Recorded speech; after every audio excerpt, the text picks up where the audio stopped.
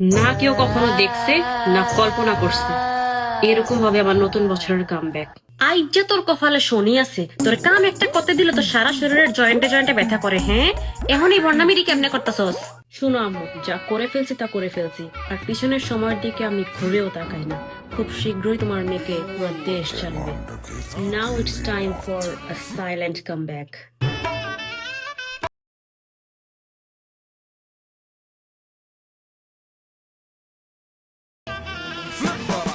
And the Businesswoman of the Year award goes to Miss Kashfia Chowdhury. Yeah. Ma'am, today is my birthday. Oh, happy birthday! I got you a small birthday present. Just take it. Sorry for disturbing you ma'am, kindly amount check করে sign করবেন। $50 million আছে কিনা।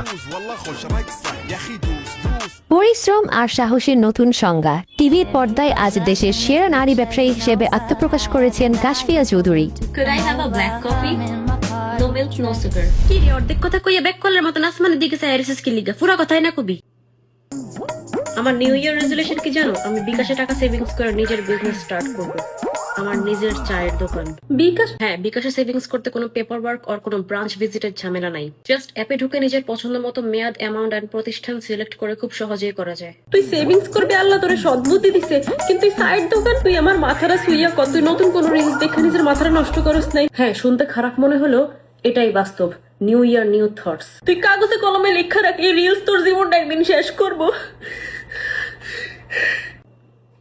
হ্যাঁ বন্ধু, as soon as possible আমার সাথে দেখা কর।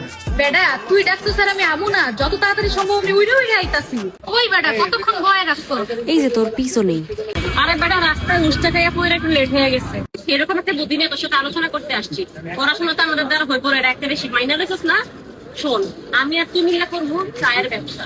কি কর? হ্যাঁ, সেরকম না, প্ল্যান দে। আমগো প্রয়োজন কেটলি, চুলা, চিনি, কাপ। প্ল্যান কিন্তু বরাবর না। তোর কামব্যাকের প্ল্যান একদম বরাবর আছে, কিন্তু তুই দেখ এখন যে শীত, সবাই থরথর করে কাঁপতাছে। এটা ঠিক কইছো। সামনে রোজা যাইতে কিন্তু ঈদ আইসা পড়ে।